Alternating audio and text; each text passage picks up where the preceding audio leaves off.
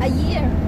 Samantalang 4,000 na lang ang renewal natin, di ba, sa visa after ng 1 year. Nagbabayad pa rin siya ng 8K yun eh. 8K ang 1 year. 2 years. Pero 12K a year ang binibigay niya. Mautak ang maids.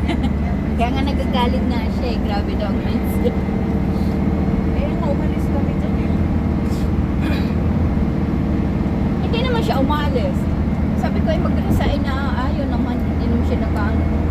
Kasi ang daming ang processing na ayaw. Kaya nahihirapan siya. Wala pa naman siyang time na ano.